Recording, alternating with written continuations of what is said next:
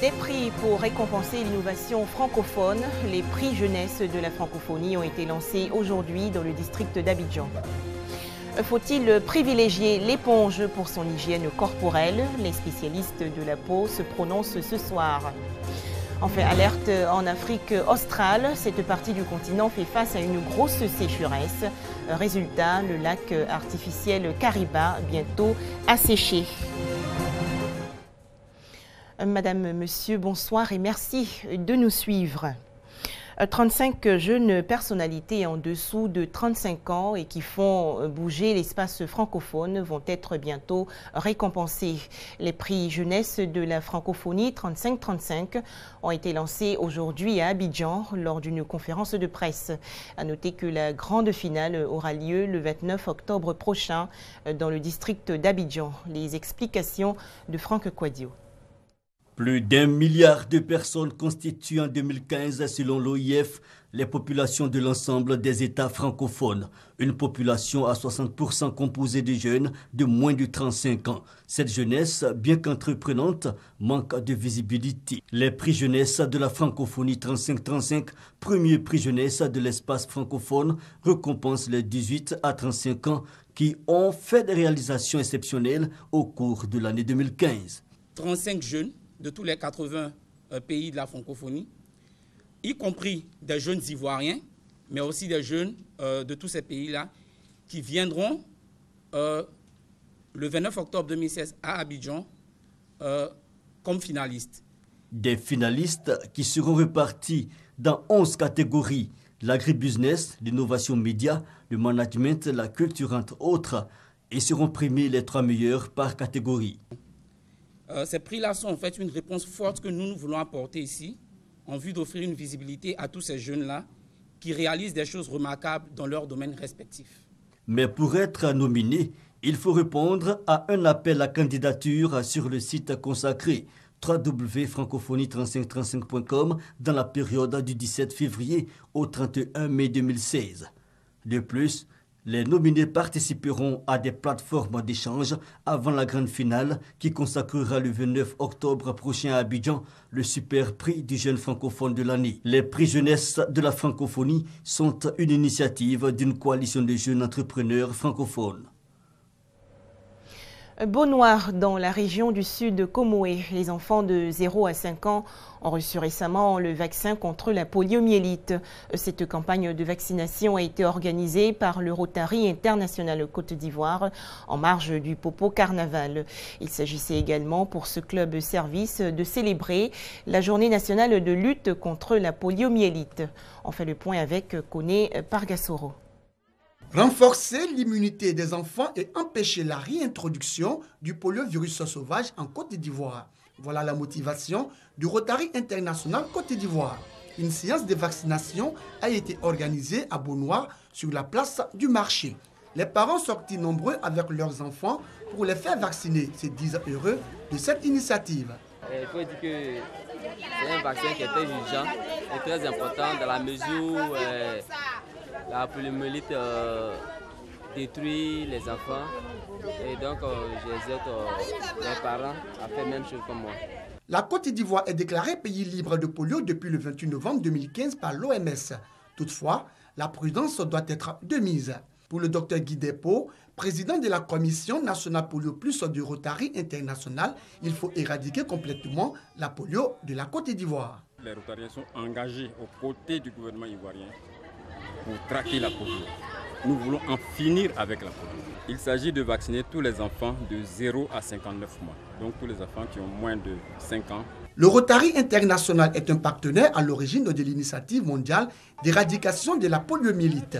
La coalition planétaire contre la polio comprend entre autres l'OMS et l'UNICEF. À présent, ce don de la mairie d'Abobo aux hôpitaux et autres centres de santé à base communautaire. Il s'agit de produits pharmaceutiques d'une valeur de plus de 10 millions de francs CFA. Ce geste de solidarité des autorités municipales va donc améliorer la santé des populations d'Abobo. On retrouve Koné Pargasoro. Des carnets de santé de la mère et de l'enfant, des produits pharmaceutiques, le tout d'une valeur de plus de 10 millions de francs CFA. c'est le don de la mairie d'Abobo à 12 hôpitaux généraux et centres de santé à base communautaire de la commune. Les responsables de la mairie entendent par ce geste soulager les populations d'Abobo. Par cette action de développement et de dotation des centres de santé de médicaments de première nécessité, j'entends donner la possibilité aux médecins et infirmiers, et j'en passe, de soigner rapidement nos concitoyens en difficulté, sans être confrontés à la récurrence de questions de manque de médicaments. Ce lot de médicaments de première nécessité a été réceptionné par les directeurs départementaux de la santé de la commune d'Abobo. Les bénéficiaires, eux, saluent l'initiative de la mairie. Nous sommes dans une politique de gratuité ciblée. Effectivement, il y a souvent la rareté dans nos pharmacies. Et aujourd'hui, avoir ces dons va beaucoup soulager en tout cas nos usagers et la communauté. Ces dons iront directement vers nos communautés. Et c'est pour cela que nous sommes des centres de santé communautaires, à base communautaire. La priorité, c'est la population. Et donc, nous allons soigner davantage gratuitement nos populations grâce à ces produits. Le maire de la commune d'Abobo, Adama Tungara, a exhorté les bénéficiaires à en faire bon usage. Cette cérémonie de remise de produits pharmaceutiques aux établissements sanitaires de la commune d'Abobo a vu la participation des conseillers municipaux, des chefs traditionnels et des guides religieux. Toujours au chapitre santé, comment s'occuper de son hygiène corporelle? C'est une pratique essentielle qui contribue grandement à réduire les infections par des micro-organismes pathogènes. Mais quelle méthode choisir pour se laver le corps? Certains préconisent l'éponge plastique, d'autres utilisent les sacs enfilés pour oignons ou pommes de terre. Ailleurs, on a même recours au filet moustiquaire pour prendre soin de son corps. Qu'en pensent les spécialistes de la peau?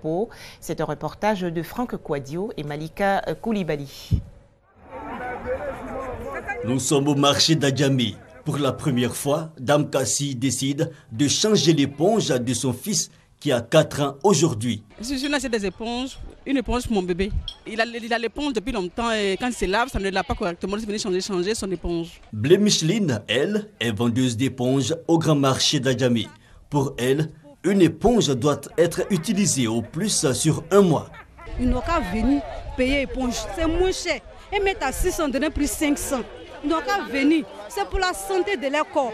Il y a d'autres qui font 1 an, 2 ans, 3 ans pour venir changer l'éponge. Ça, c'est pas normal. Quel type d'éponge utiliser donc pour la toilette et comment? Nous faisons un tour chez le dermatologue. Selon la praticienne, l'éponge détruit les cellules protectrices de la peau nécessaires pour la santé du corps. Son utilisation doit être modérée ou alternée avec uniquement du savon. Mais quand on ne peut s'en passer, il est préférable d'utiliser les éponges très douces. L'éponge, ce n'est pas quelque chose qui est conseillé d'emblée qu'il faut utiliser.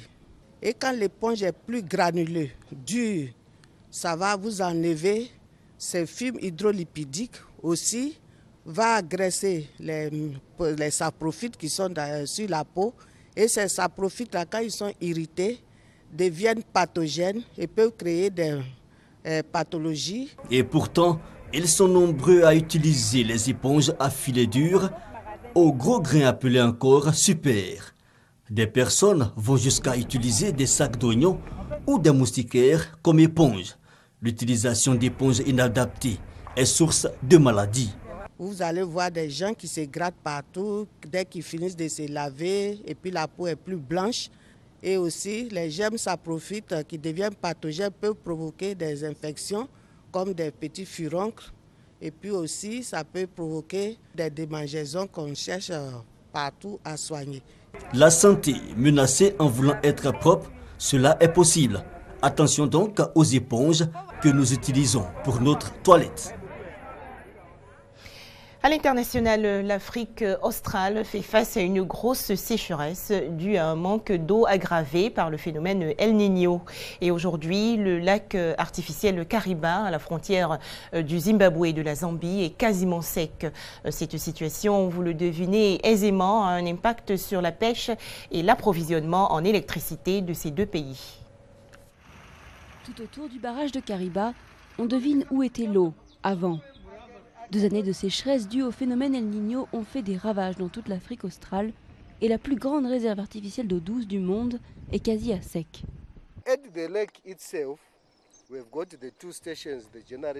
Nous avons 2 stations de génération d'hydroélectricité dans le lac, une en Zambie et une au Zimbabwe. À L2, au quotidien, elles consomment entre 900 et 1000 mètres cubes. Le lac n'est rempli qu'à 12% de sa capacité, alors que l'année dernière, à la même période, il était rempli à plus de 50%. Les 2 pays qui dépendent du barrage pour leur alimentation en électricité, la Zambie et le Zimbabwe, subissent des coupures fréquentes. L'autorité du fleuve Zambèze rationne l'alimentation en eau de la centrale et cherche des sources alternatives d'énergie. Mais d'ici à 5 mois, s'il ne pleut pas, le barrage pourrait être complètement à sec. Une catastrophe nationale et locale aussi. Des milliers de pêcheurs souffrent directement de la baisse des eaux. Il n'a pas assez plu cette année et le niveau de l'eau est trop bas. Nous n'attrapons pas autant de poissons qu'en 2014 et ces dernières années. Ça devient difficile de survivre parce qu'il n'y a pas de boulot à Kariba. Avec des revenus divisés par 4, Wonder Dipuka n'est pas sûr de pouvoir continuer à payer l'école de ses enfants. Et à l'approche de la saison sèche, les problèmes d'approvisionnement en énergie et en nourriture risquent de se multiplier dans la région. L'actualité en Côte d'Ivoire, c'est également le décès du journaliste et ancien directeur général de la radiodiffusion-télévision ivoirienne, Ben Soumaoro, qui était en exil au Ghana depuis 2011, est décédé hier. Il était affaibli par un accident vasculaire cérébral qui l'avait frappé en août 2015. Plus loin au Liban, la presse se meurt. En effet, les 2 quotidiens généralistes phares du pays sont en passe de disparaître. Et derrière eux, la santé économique des autres médias nationaux et locaux n'est pas meilleure. C'est une crise sans précédent qui frappe les médias libanais. Le pays n'a pas de président depuis près de 2 ans et son gouvernement est paralysé par les divisions exacerbées par le conflit en Syrie voisine.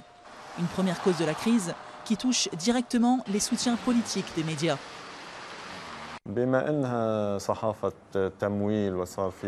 La presse écrite dépend entièrement des investissements et elle souffre des problèmes financiers internes et externes, en plus de la régression de la publicité qui soutenait la presse financièrement.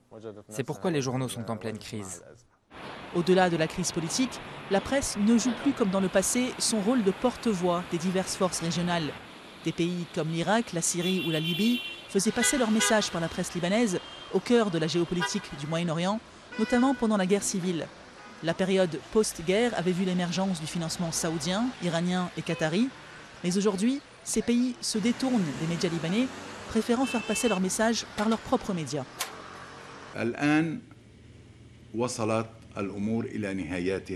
Nous avons atteint une impasse.